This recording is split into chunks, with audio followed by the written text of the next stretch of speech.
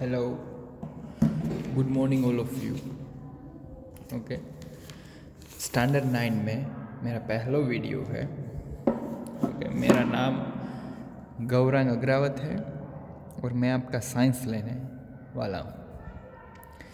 तो सबसे पहले बच्चों, आपके साइंस के कई सारे चैप्टर कंप्लीट हो चुके हैं, इनकम्प्लीट है। उसमें से सबसे पहले मैं स्टार्ट कर रहा हूँ चैप्टर नंबर 10, जिसका नेम है ग्रेविटेशनल।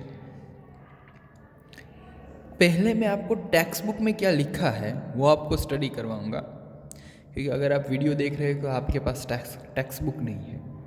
तो टेक्स्ट बुक में क्या लिखा है, फिर मैं वो आपको अंडरस्टैंड करवाऊंगा कि इसका मतलब क्या है। Complete.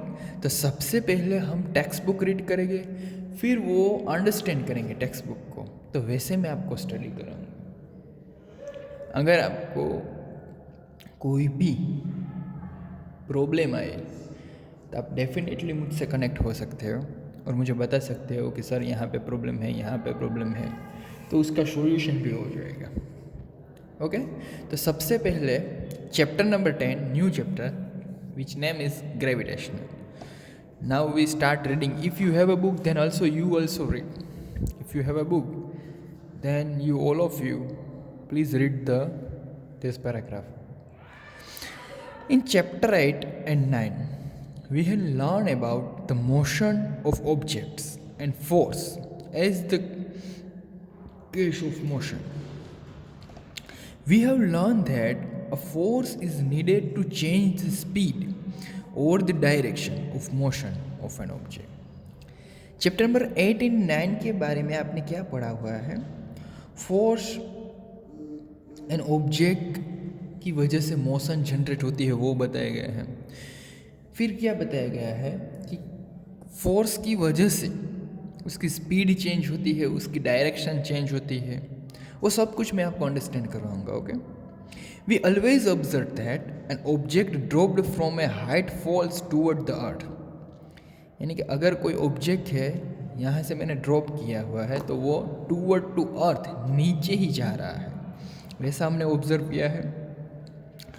We know that all the planets go around the sun, the moon goes around the earth. In all these cases there must be some force acting on the object, the planet and on the moon.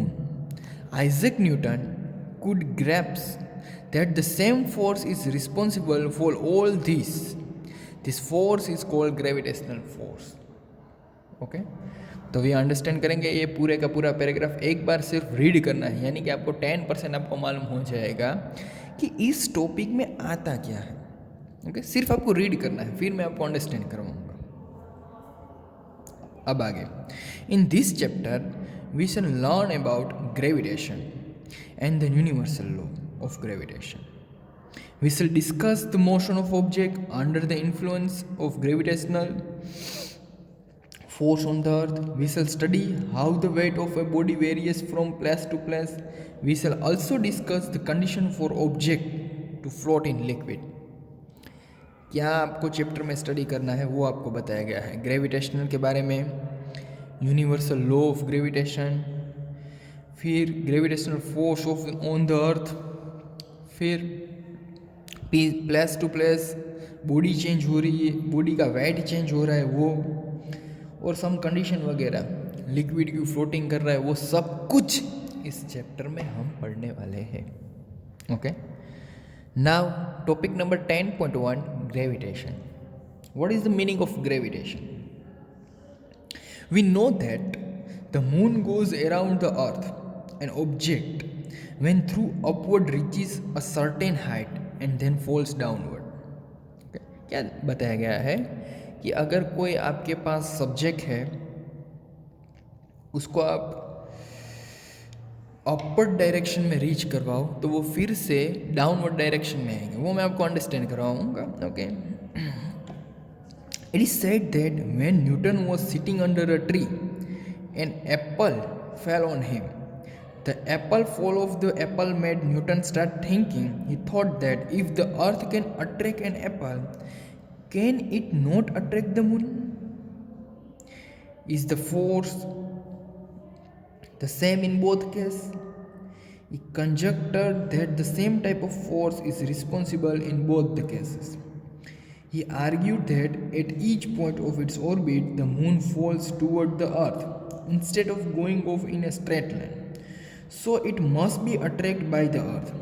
But we do not really see the moon falling towards the earth. क्या बताया गया है कि कोई object है, अर्थ उसको attract कर रहा है, तो मून को अट्रैक्ट करके उसकी ओर क्यों नहीं खींच रहा है, वो एक क्वेश्चन है। न्यूटन बैठा हुआ था तो उसके ऊपर एप्पल का फ्रूट, एप्पल गिरा उसके ऊपर, तो उसने स्टार्ट थिंकिंग किया कि ये एप्पल नीचे ही क्यों गिरा। वो टोटली थियरी यहाँ पे अंडरस्टैंड हो रही है। Let us try to understand the motion of the moon by recalling the activity 8.11। Okay, activity वगैरह तो रीड नहीं करनी है आपको, फिर डायरेक्ट ये स्टार्ट करना है। Before the thread is released, the stone move in a circular path with a certain speed and change direction at every point. The change in direction involves change in velocity or acceleration. The force that carries this acceleration and keeps the body moving along the circular path is acting toward the center. This force is called centripetal force. In the absence of this force, the stone line of along a straight line, this straight line will be tangent to the circular path। एक activity की है और आपको motion और motion की direction के बारे में बताया गया है। ओके, तो ये 1 पेजेस हमने आज रीड किया। अब मैं आपको वो पूरे का पूरा पेज अंडरस्टैंड करवाऊंगा। ओके, तो सबसे पहले आपको इतना मालूम हो गया कि कोई ऑब्जेक्ट अर्थ के साथ अट्रैक्ट हो रहा है, तब इस ऑब्जेक्ट में कुछ हो रहा है। क्या हो रहा है वही हमें देखना है। Okay, now we understand all the topics. Okay, तो अब मैं आपको अंडरस्टैंड करवाऊंगा कंप्लीटली ये मेथड से। ओके, तो चैप्टर नंबर 10 स्टैंडर्ड 9, ओके, जिसका नेम है gravitation. Okay, what is the meaning of gravitation? आपको मानो अट्रैक्शन। ओके, सबसे पहले टॉपिक हमने जो पढ़ा चैप्टर नंबर 8 एंड 9 में आप पढ़ चुके हैं मोशन के बारे में। अगर मैं बोलूं कि आपके पास कोई ऑब्जेक्ट है, अब ये ऑब्जेक्ट को ये स्टेबल है, ये ऑब्जेक्ट कैसा है? स्टेबल है। लेकिन यहाँ से आप अपने हाथ से फोर्स लगाएंगे तो ये क्या करेगा? इस टाइप का फोर्स लग रहा है। फोर्स किस टाइप का लगता है? राइट हैंड साइड फोर्स में लगा रहा हूँ, तो क्या होगा? ये जो हमारा ब्लॉक है वो मूवमेंट में आ जाएगा कंप्लीटली, और ये पोजीशन उसकी चेंज कर रहे हैं और मूवमेंट में आ रहा है। तो उसकी वजह कौन है? मोशन की वजह फोर्स। मोशन की वजह कौन है? फोर्स, बरोबर। तो फोर्स यहाँ पे फोर्स लग रहा है, उसकी वजह से क्या हो रहा है? मोशन आ रहा है। फिर अगर मैं फोर्स इस साइड का अप्लाई करूँ तो थोड़ा अलग नीचे से, तो इस अपवर्ड, पहले उसकी मोशन हॉरिजॉन्टल, उसकी डायरेक्शन कैसी थी? हॉरिजॉन्टल, अब कैसी हो गई? अपवर्ड। तो उसकी डायरेक्शन भी कौन चेंज कर सकता है? फोर्स। तो फोर्स की वजह से motion and direction which is dependent on force, तो वैसा आपको अंडरस्टैंड हो रहा है। आइजैक न्यूटन में भी सेम पॉसिबिलिटी की थी कि उससे बैठा हुआ था तो ये एप्पल था, वो डाउनवर्ड डायरेक्शन में ही क्यों आया? टूवर्ड अर्थ ही क्यों आया? वैसा उसने थॉट किया था कंप्लीटली। ये स्टोरी आपकी टेक्स्ट बुक में बताई गई है। फिर हम इस चैप्टर में क्या क्या स्टडी करने वाले हैं? तो ग्रेविटेशनल के बारे में। What is the meaning of gravitation? अभी ग्रेविटेशन स्टार्ट ही नहीं हुआ है। ओके, सिर्फ अभी तो फोर्स की बात की है। Force is responsible for motion and direction. First of all we understand that if we have not a force then we have not a motion, we not change the direction. Okay. Now, what is the meaning of gravitation? Is also understand in our chapter. Now, also we understand about universal law of gravitation. Universal law of gravitation. Another weight change at different place पे wait change हो रहा है, वो हम discuss करेंगे. तो ये float in liquid, ये सब कुछ टॉपिक हम पढ़ने वाले हैं किसके अंदर? ग्रेविटेशनल चैप्टर के अंदर. तो सबसे पहले मैं बात करूं तो ग्रेविटेशन के बारे में. What is the meaning of gravitation? अब हम स्टडी करेंगे ग्रेविटेशन के बारे में. ग्रेविटेशन है क्या बच्चों? एप्पल गिरा हुआ तो नीचे क्यों गिरा, वो सब कुछ स्टडी करने वाले. Gravitation is one type of force,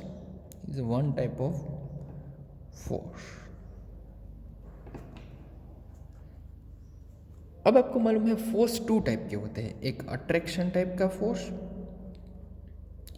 and दूसरा रिपल्सिव टाइप का फोर्स. ओके.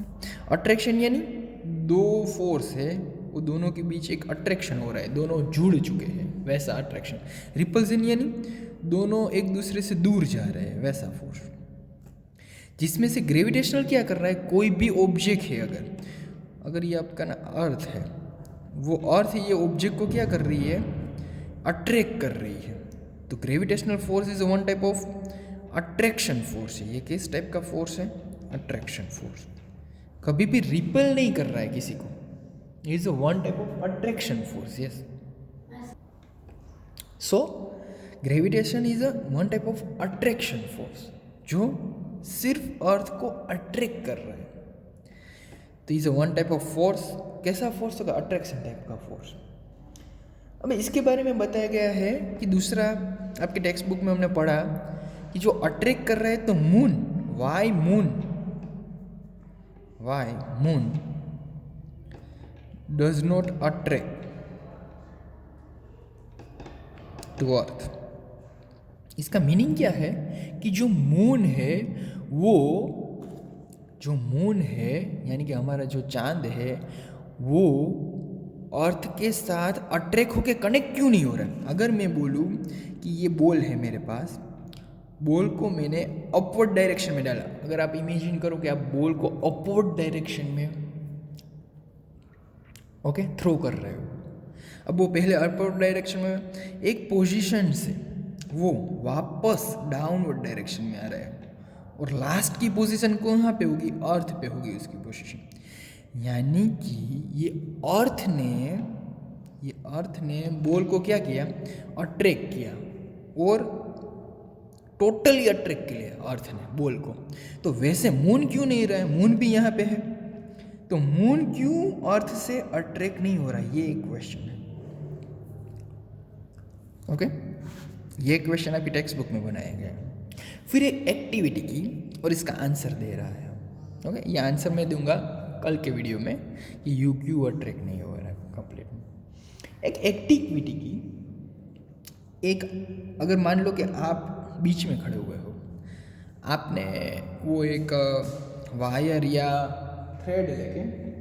वायर और थ्रेड लेके एक स्टोन उस पर कनेक्ट किया है कंप्लीट. अब एक स्टोन कनेक्ट कर दिया है. अब वो आप वैसे घुमाने लगे पूरे का पूरा. ये स्टोन को आप अपने हाथ पे टाइट करके घुमाने लगे सर्कुलर पाथ में. कई बार देखा है ना वैसा कुछ. तो अब ये आपने स्टोन घुमाया, तो ये स्टोन कंप्लीटली कौन से पाथ में घूम रहा था? तो सर्कुलर पाथ पे. कहीं पे स्टोन जा नहीं रहा था, सेम पाथ पे, सर्कुलर पाथ पे वो घूम रहा था. सेम मोशन थी. मोशन भी कैसी थी? सेम, हर एक पोर्शन पे के साथ तो ये किसकी वजह से ये घूम रहा था? तो आप बोलोगे कि उसका जो थ्रेड है ना वो हमारे हाथ में है उसलिए। तो इसका मतलब ये स्टोन का एक अट्रैक्शन है किसके साथ? सेंटर के साथ, इसलिए ये स्टोन कहीं पे जा नहीं रहा है। ओके, तो उस फोर्स को हमने क्या बोला? ये स्टोन एंड सेंटर के बीच के फोर्स को हमने बोला centripetal force. It's called centripetal force. यानी क्या? कोई भी राउंड सर्कुलर पाथ पे घूम रहा है तो उसका मैक्सिमम फोर्स अट्रैक्शन कहाँ पे होता है? सेंटर पे होता है। तो उस फोर्स को हम बोलेंगे सेंट्रीपिटल फोर्स। समझ में आ रहा? अगर आप साइकिल लेके राउंड एंड राउंड आप घूम रहे हो तो आप वो राउंड का एक सेंटर होता है ना, उसके एक साथ अट्रैक्शन होते हैं। अगर ये सेंट्रीपिटल फोर्स वो राउंड से आप बाहर चले जाओ तो ये कैंसिल हो जाएगा और आप गिर जाओगे। इसलिए कोई भी सर्कुलर पाथ पे जो फोर्स, एक वन टाइप ऑफ फोर्स लग रहा है वो है सेंट्रीपिटल फोर्स। इतना समझ में आ रहा? अब आगे कि सेंट्रीपिटल फोर्स के बारे में हमने पढ़ लिया, तो वही फोर्स सेंटर से क्या अट्रैक्ट कर रहा था। अब इसकी डायरेक्शन मुझे फाइंड आउट करनी है। तो इससे अगर मैं एक टेंजेंट ड्रॉ करूँ, टेंजेंट यानी कोई भी सर्कुलर पाथ है उसके कोई भी एक पॉइंट के साथ एक टच होती हुई लाइन, तो ये आपकी डायरेक्शन बता रहा है स्टोन की। ये आपकी डायरेक्शन ऑफ स्टोन की बता रहा है, टेंजेंट। इसे हम क्या बोलेंगे? टेंजेंट।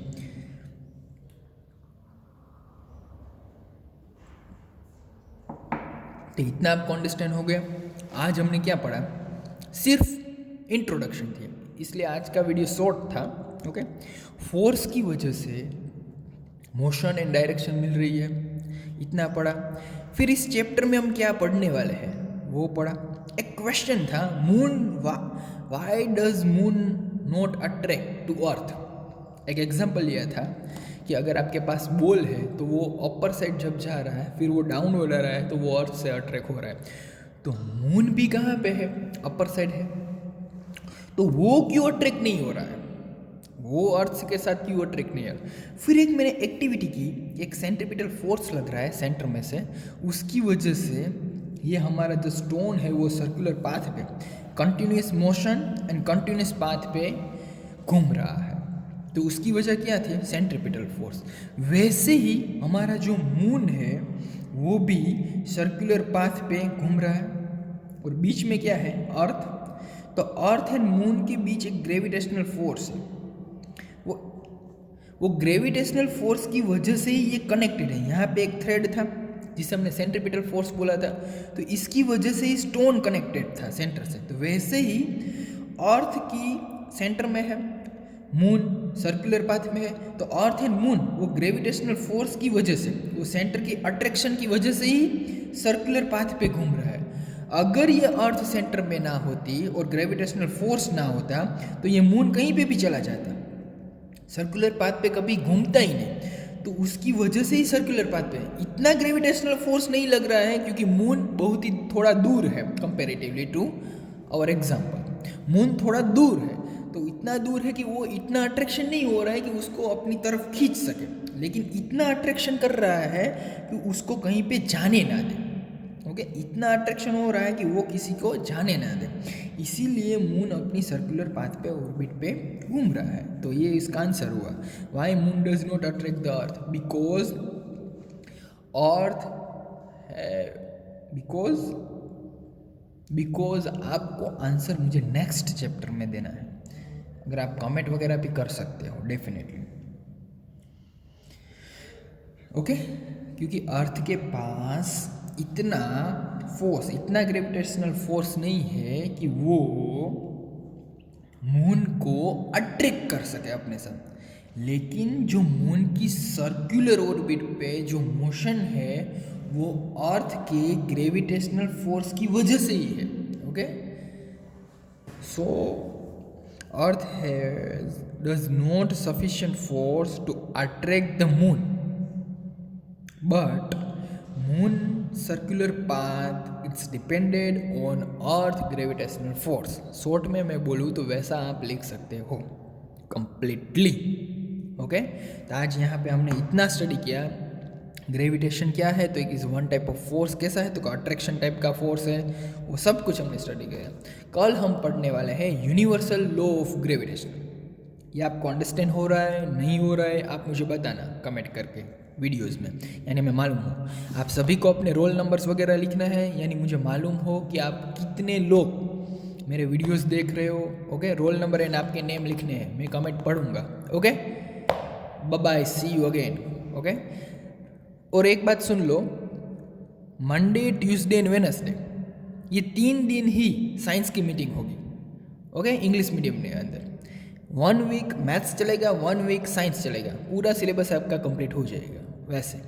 ओके, तो आपके पास बर्डन भी ना हो वैसे। एक दिन ऐसा रखेंगे जिसमें आपको डाउट क्लियर है, वो एक दिन रखेंगे। ओके, तो कंप्लीटली यहाँ तक रखते हैं। Bye bye, see you.